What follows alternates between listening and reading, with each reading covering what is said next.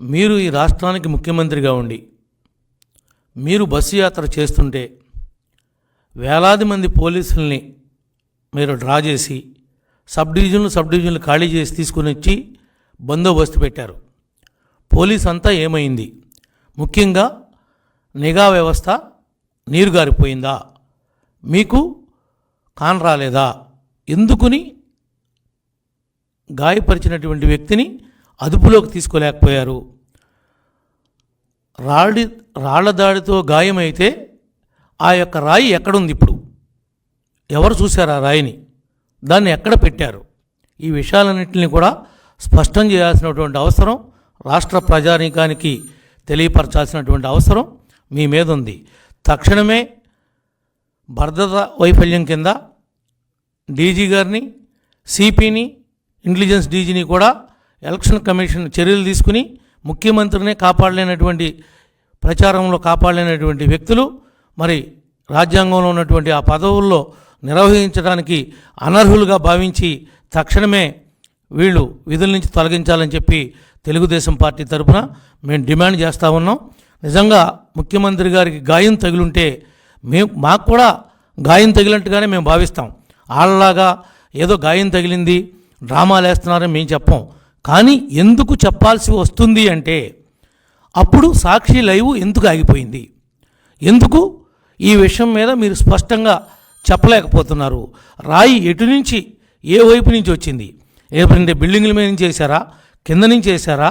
ఆ రాయి ఎక్కడి నుంచి మొదలై ఎక్కడి దాకా వెళ్ళి తగిలిందో కూడా మీరు స్పష్టంగా చూపించాల్సినటువంటి అవసరం ఉంది.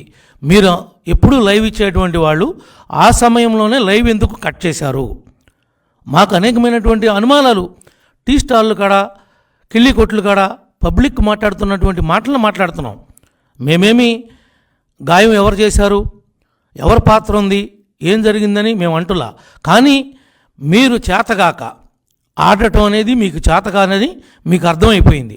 దీన్ని ఏదో రకంగా సింపతి కోసమే మీరు ఈ డ్రామా ఆడుతున్నారా అనేటువంటి అనుమానం పబ్లిక్లో వస్తూ ఉంది అని చెప్పి ఈ సందర్భంగా మీ దృష్టికి తీసుకొస్తా ఉన్నా.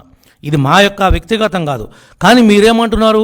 దీనికి ప్రధానమైనటువంటి పాత్ర తెలుగుదేశం పార్టీ చేసినటువంటి కుట్ర, ఇది కోల్డ్ బ్లడెడ్ అనేటువంటి పదాలను ఉపయోగిస్తున్నారు.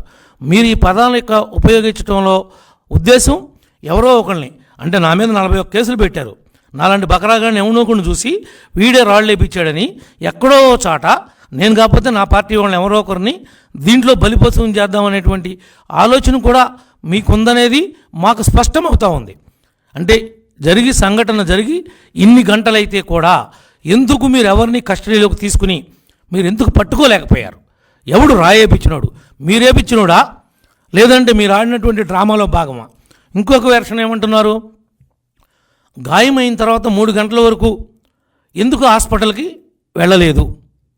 3 గంటల తర్వాత సమయం ఎందుకు తీసుకున్నారు? అసలు గాయం దండేస్తుంటే బైండింగ్ వైర్ గీసుకుంటే గాయమైందని చెప్పి ఒక వెర్షన్ ఉంది. ఇది ఏది నిజం?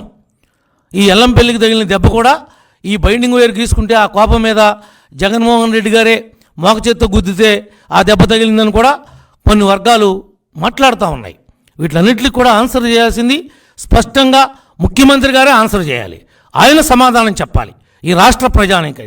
నేను శుభ్రంగా ఉన్నాను, నేను సేఫ్గా ఉన్నాను, కానీ నాకు ఈ విధమైనటువంటి గాయం తగిలింది, ఈ విధంగా తగిలింది అని నేను భావిస్తున్నానని చెప్పి ఆయన మాట్లాడాలి కదా.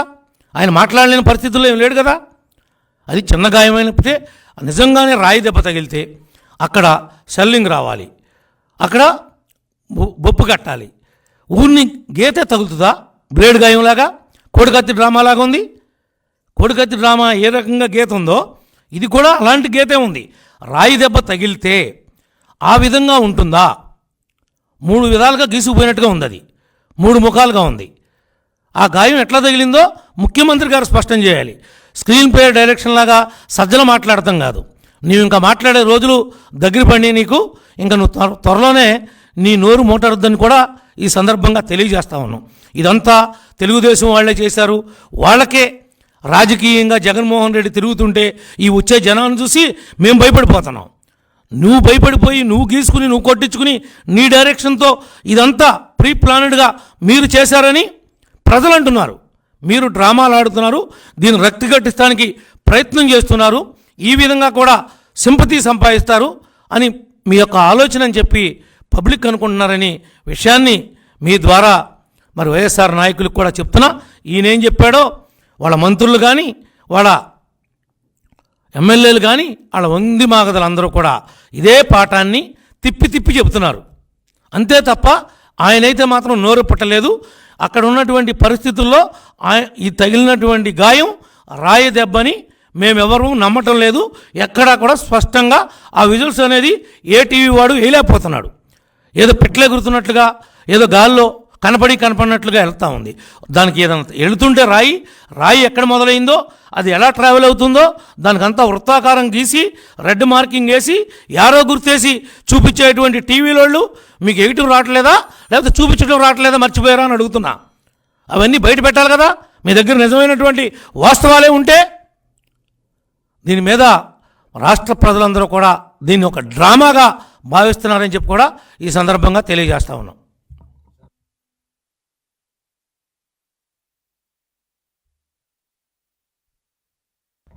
ఎల్లంపల్లి గారి గురించి నేనేమి కొత్త వెర్షన్ చెప్పటల్లా. నేను విజయవాడ వచ్చి ఆ టీ స్టాల్ కాడ ఆగితే టీ స్టాల్ కాడ వాళ్ళు అనుకుంటున్నారు జగన్కే ఈ వైరు వేసిన పెద్దది వేస్తే దానికి బైండింగ్ వైరు ఉండి గీసుకుపోయి ఆయన కోపం వచ్చి ఇట్లాగనే చేసేదని ఇట్లా మోక చేత్తో గుద్దితే ఎల్లంపల్లి గుడ్డి బదలైంది అని జనం అనుకుంటున్నారయ్యా. నేనేమన్నా ఎల్లంపల్లి నాకు చెప్పాడా, నేను ఎల్లంపల్లితో మాడానా? నాకేం తెలియదు. జనం అనుకుంటున్న మాటనే ఇప్పుడు మీ దృష్టికి తీసుకొని వచ్చా. ఈ వెర్షన్ కూడా జనంలో పోతుంది. ఇది ఎంత మట్టి కరెక్ట్ అని అంటున్నా. అది వాస్తవం నేను అంటులా.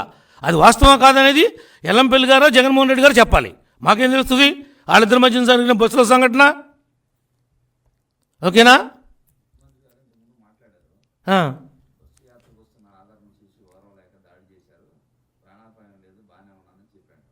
అసలు ప్రాణాపాయం ఉండటానికి ఏం జరిగిందని ప్రాణాపాయం ఉంటుంది? ప్రాణాపాయం ఏమీ లేదు. డ్రామా ఆడింది. ఆ డ్రామాను రక్తి కట్టించడానికి, ప్రజల్లో సింపతిని క్రియేట్ చేయడానికి వాళ్ళ బాబాయిని చంపే ఒక డ్రామా ఆడాడు. వాళ్ళ సొంత బాబాయిని, వాళ్ళ చెల్లి ఎలా గీపెడుతుందో చూస్తున్నాం కదా మనం. ఎలా గీపెడుతుందో పాపం. సొంత సోదరి, చిన్నాయన కొడుకు కూతురు అయితే ఏంటి, వాళ్ళ తోడబుట్టింది అయితే ఏంటి, చెల్లే కదా. ఆమె రోదనే ఆయన చెవులకి ఎక్కటల్లా. ఇంకెవరు దెక్కుద్దు ఆయనకి? అవన్నీ ఉత్తి మాటలు. ఈరోజు విజయమ్మ గారు కూడా మరి కొడుకుతో పాటు మరి ఈ రోజున తిరగాల్సినటువంటి ఆమె అమెరికా వెళ్ళిపోయిందని అంటున్నారు. మనకైతే తెలియదు. కానీ మరి ఆమె కూడా ఆడ బాబాయ్ లాంటి విషయాలు ఏదైనా జరిగి భూమి మీద ప్రాణం లేకుండా పోతామని భయంతో వెళ్ళిపోయిందా, ఎందుకు వెళ్ళిపోయింది అనేది కూడా ఒక అనుమానం. ఎందుకంటే కొడుకు అధికారం కోసం అంత తాపత్రపడుతూ ఉంటే ఈమె ఇప్పుడు సడన్గా అమెరికా వెళ్ళేంత అవసరం ఏమొచ్చిందనేది కూడా జనం అనుకుంటా ఉన్నారు. జనం అనుకునే మాటలే మీకు చెప్తున్నా. ఇవన్నీ కూడా డ్రామాలు. సొంత బాబాయిని చంపినోడిని ఇప్పుడు అరెస్ట్ చేపిలా. ఈ పోలీస్ వ్యవస్థకి పవర్ లేదు. ఎందుకంటే లా అండ్ ఆర్డర్ ప్రాబ్లం వస్తుందని చెప్పి కర్నూలులో హాస్పిటల్లో పెట్టి ఏ రకమైనటువంటి డ్రామాలు ఆడారో మనందరం చూసాం. ఇప్పుడు భాస్కర్ రెడ్డిని బయటికి వెళ్ళమంటే నాకెందుకు, నేను బయటికి రానంటున్నానంట. అంటే భాస్కర్ రెడ్డిని కూడా దీనిలో కార్యక్రమంగా చంపేసి పాడేస్తారేమో అనేటువంటి భయం భాస్కర్ రెడ్డి కూడా ఉంది అనేది అనుమానం కలుగుతూ ఉంది. ఈ రోజున రేపు జరగరానిది జరిగి ఎవరన్నా పోయినా వీళ్ళ యొక్క రాజకీయం కోసం మనం ఏం ఆశ్చర్యపడక్కర్లా. వాళ్ళకి చంపటం అనేది వాళ్ళకి వెన్నతో పెట్టినటువంటి విద్య. ఒకళ్ళ కాదు, ఈ రాష్ట్రంలో ఎన్ని కుటుంబాలు వాళ్ళ యొక్క అధికార దాహానికి బలైపోయారో మనందరం కూడా చూస్తూ ఉన్నాం. నా మట్టుకు నా మీద 41 కేసులు ఏ తప్పు చేయకోకుండా పెట్టాడు. గాయం అంటే అది. నేను, నా కుటుంబం, నా అభిమానులు, నా పార్టీ వాళ్ళు పడింది, నాకు తగిలింది గాయం.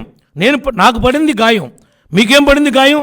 ఏదో చిన్న గీత గీసుకుని షోయింగ్ చేస్తాం తప్ప, నాటకాలు ఆడతాం తప్ప, కథని రక్తి కట్టిద్దామని చూస్తున్నారు. కానీ మీకు నూకలు చెల్లినే. మీరు ఆ యొక్క రక్తి కట్టించేటువంటి పాత్రల్ని, మీ పాత్రలను నమ్మే పరిస్థితుల్లో ఈ రాష్ట్ర ప్రజానీకం లేదు అని చెప్పి కూడా ఈ సందర్భంగా తెలియజేస్తా ఉన్నాం. Thank you. 100కి 100 పాళ్ళు వాళ్ళ కుటుంబ సభ్యులు కూడా జాగ్రత్తగా ఉండాల్సినటువంటి అవసరం ఉంది. ఎందుకనంటే వాళ్ళే నమ్మలేనటువంటి అభద్రతాభావంలోకి వెళ్ళిపోయారు. లేకపోతే విజయం గారు ఎందుకు వెళ్ళిపోద్ది? రేపు పొద్దున ఏమైనా జరగచ్చు.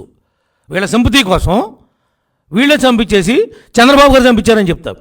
రాయి తగిలితే చంద్రబాబు గారు, వీళ్ళ ఇంట్లో కుక్క ఏం లేకుండా, కుక్క ప్రెగ్నెంట్ అయ్యి ఉండి అది వేలు లేకుండా అడ్డం పడిపోతే కూడా దీనిలో చంద్రబాబు గారు కుట్ర ఉందంటారు.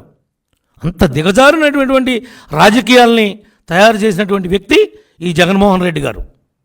సజ్జల డైరెక్షను, ఈయన నటన, ఆహా నటీనటులు ఏ విధంగా ఉన్నారా!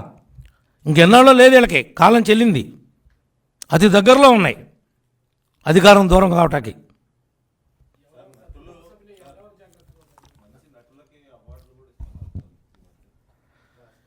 వీళ్ళకు కూడా ఆస్కార్ అవార్డుల కోసం ప్రయత్నం చేస్తున్నారు. తప్పనిసరిగా వీళ్ళకు కూడా అలాంటి అవార్డులు వస్తాయి, భాస్కర్ అవార్డులు త్వరలోనే.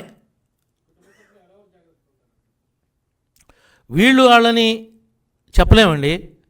ప్రతి ఒక్కరూ కుటుంబ సభ్యులు అవ్వచ్చు, లీడర్లు అవ్వచ్చు, ప్రతి ఒక్కరు కూడా వాళ్ళ ప్రాణాలని వాళ్ళు కాపాడుకోకపోతే ఈ జగన్మోహన్ రెడ్డి యొక్క అధికారం కోసం ఎవరైనా బలవచ్చు. ఎవరైతే పోతే సింపతి వస్తుందని భావిస్తారో, అనుమానం రాకుండా ఉంటుందో వాళ్ళు లేచిపోతారు. సొంత బాబాయే లేచిపోయినప్పుడు ఇంకెవరు లేచిపోతారని అడుగుతారేంటండి అమాయకంగా? సొంత బాబాయే లేచిపోయాడు వీళ్ళ రాజకీయ దాహం కోసం. దాంట్లో ఏం నో డౌట్. ఇప్పుడు మన సునీతమ్మ గారిని, షర్మిలమ్మని మనం చెప్పమంటే చెప్తున్నారా? నిన్ను భుజాన మీద ఎత్తుకుని తిప్పారాళ్ళు. నువ్వు జైల్లో ఉంటే 16 నెలలు నీ పార్టీని నడిపింది ఆమె, పాదయాత్ర చేసి. అటువంటి ఆమె మాట్లాడుతుంది. దానికి సమాధానం చెప్పలేరు ఇప్పుడు వీళ్ళు. దానికేం సమాధానం చెప్పలేరు. నిజంగానే గాయం తగిలింది. 3 గంటల వరకు ఎందుకు నువ్వు హాస్పిటల్కి రాలా? నువ్వెందుకు దాన్ని కాన్ఫిడెన్షియల్గా మెయింటైన్ చేసావు? ఆ సీక్రెసీ ఏంటి? ఎంత 10 మంది డాక్టర్లను పెట్టుకుని ఓపెన్ హార్ట్ సర్జరీ చేస్తే కూడా అంతమంది డాక్టర్లు ఉండరు. ఎవడో అంత యూనిఫామ్ వేసుకుని ఏదో పెద్ద జరగడానికి జరిగిపోయినట్టు. అయితే ముఖ్యమంత్రి గారికి ట్రీట్మెంట్ చేయటం, ఆ ఎలక్ట్ ప్రదర్శించడంలో తప్పు అని అంటులా. నిజంగా చూడాలి. ఆయన మనందరికీ ఒక ముఖ్యమంత్రి. ఆయనకు రాజ్యాంగపరంగా వచ్చినటువంటి పదవి, ఆ పదవిని గౌరవించాలి. కానీ ఇంత ఓవర్ యాక్షన్ ఎందుకంటున్నా? చిన్న గాయమే తగిలింది, మీరెవరికి కంగారు పడాల్సిన అవసరం లేదు. ఇది ఎలా జరిగిందో దురదృష్టం, నేను ఎవరిని మీద నేను ఆపాదించలేదని చెప్పాలిగా నువ్వు. నీకు ఏ రకమైనటువంటి దుర్బుద్ధి లేకపోతే మా మీద ఎందుకు పడేడుతున్నారు? మా పార్టీయే దొరికిందా మీకు? ఎవడో గాలిలో రాయేసాడు అనుకోవచ్చుగా, అసలు వేస్తే కదా. ఎవడైనా విఐపి ఉన్నప్పుడు, ఆ ప్రోగ్రాం జరుగుతున్నప్పుడు చుట్టుపక్కల ఉన్నటువంటి 500 మీటర్ల వరకు కూడా పోలీస్ కస్టడీలో ఉంటుంది. కంప్లీట్గా బిల్డింగ్ పైన కూడా, ప్రతి బిల్డింగ్ పైన ఒక కానిస్టేబుల్ని పెడతారు. వీళ్ళంతా ఏమయ్యారు? డీజీ వైఫల్యం కాదా? నిజంగా రాయి గాయమే అయి ఉంటే, ఇది నిజంగా రాయితో కానీ వేరే దాంతో కానీ గాయమే అయి ఉంటే డీజీ తప్పకుండా విధుల నుంచి తప్పుకోవాలి. ఇంటెలిజెన్స్ వ్యవస్థ ఫెయిల్ అయింది, వాళ్ళు తప్పుకోవాలి. ఎలక్షన్ కమిషను వెంటనే వాళ్ళ మీద చర్య చేపట్టాలి. మళ్ళీ వేరే వాళ్ళని అపాయింట్ చేసి దీని మీద 6 బృందాలని సిట్లు వేసామని సిపి చెబుతున్నాడు కదా. 6 కాకపోతే 10 అయ్యి ముద్దా ఏమన్నా పట్టుకురా, ఎగ్జామిన్ చేయి, నువ్వు వేసిన రాయిని సీజ్ చేయి. ఏమీ లేకోకుండా ఊరికినే డ్రామాలు వేస్తా. కోడికత్తి ఎంత పొద్దునగా ఉంటుంది? ఎంత పొద్దునగా ఉంటుంది నీకేమో తెలుసా కోడికత్తి గురించి? సజ్జలా చెప్తున్నావు కౌరులు. అది ఉండేది అంగుళం, మహా ఉంటే అంగుళున్నారా. దాని వెడల్పు ఎంత నీకేమో తెలుసా? కోడికత్తి ఎట్లా ఉంటుందో ఆంధ్రప్రదేశ్లో? ఊరికినే కౌరులు చెప్పి మబ్బి పెట్టి మాటలు చెప్పి తప్పించుకుంటాం కాదు. ఆడెవడో గీశాడని చెప్పి 5 ఏళ్ళు యాగి చేశారు మమ్మల్ని. నిన్న కాక మొన్న కానీ పాపం వాడు బయటికి రాలా. ఏదో తెలుసో తెలియకో నీకు సింపతి రావడం కోసం, నువ్వు ముఖ్యమంత్రి కావడం కోసం మ్యాచ్ ఫిక్సింగో ఏంటో మాకు తెలియదు. ఆడు గీసిన మాట నిజమని తేలింది, జైల్లో పెట్టారు. నిన్నటిదాకా బయటికి రాకుండా చేసింది మీరు కదా.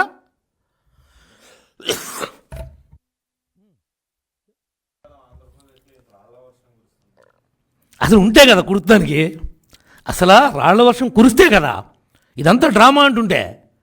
ఇది పెద్ద డ్రామా. డ్రామా కాకపోతే ముఖ్యమంత్రి గారి మీద రాయి పడింది. ఆ రాయి వెళ్ళంట ఈయన తగిలింది కాకుండా పక్కన వచ్చి ఎల్లంపల్లి గుడ్డి కూడా పగిలిపోయిందంట. సజ్జలు చెప్పాలయ్యా, ఏం చెప్పినా ఏది చెప్పినా నమ్మారు కదా అని 5 ఏళ్ళు జనం ఇంత చెవిలో పూలు పెడతారా? మీరు చెప్పండి. రాయి నిజంగానే తగిలింది ముఖ్యమంత్రి గారికి. ఆ రాయి వచ్చి పక్కన వెల్లంపల్లి తగిలి ఎల్లంపల్లి గుడి బయలుపోయింది. అంటే అంత పోరు సెట్ అవుతుంది. మళ్ళీ తగిలింది ఇక్కడ, అక్కడి నుంచి ఇలా కింద పడుతుందా, మళ్ళీ పక్కకి డైరెక్షన్ మారుద్దా? మారింది అనుకుందాం, గుడ్డు బయలుపోద్దా? ఇది వైరుతో కట్టిన ఆ దండకి వేసేటప్పుడు గీసుకుంటే గాయం అయితే ఆ గాయాన్ని ఏ రకంగా మైలేజ్ పొందాలని ఆలోచించి బస్సులోకి వెళ్ళి ఒక కుట్ర చేసి ఆ కుట్రని ఈ రకంగా బయట పెడితే ఆ కుట్రలోనే ఈ వైరులను చూసుకోవద్దా, అటువంటి దండ వేపిస్తామని మోగ చేతితో గుద్దాడని అన్నాడు ఎవడు. ఎక్కడ టీ స్టాల్ కాడ ఆ మోగ చేతితో గుద్దితేనే గనుగుడ్డుకు దెబ్బ తగిలింది, జగన్ గుద్దిన గుద్దుడే అంటున్నారు. అది జగను ఎల్లంపల్లిలో చెప్పాలి, లేదా బస్సులో ఉన్నాడు ఎవడని చెప్పాలి. మనకి తెలియదు కదా ఎవరు కొడితే ఎవడ గాయం అయిందో. ఇది రాయి దెబ్బో ఎయిర్ గన్ దెబ్బో అనేది కూడా వాళ్ళే బయట పెట్టాలి వాస్తవాల్ని. అసలు ముఖ్యమంత్రి గారి మీద బస్సులో ఉండగా రాయి తగిలింది. ఆ రాయి బస్సులోనే పడద్దుగా, పని బస్సు పక్కన పడద్దుగా. ఇదిగో ఈ రాయి తగిలిందని తీసుకొచ్చి చూపించాలిగా. దాన్ని మీ టీవీ వాళ్ళు అదే పనిగా వేస్తారు గట్టగా, ఇదిగో రాయా ఇదిగో రాయని. ఎవడు చూపిడేంటి?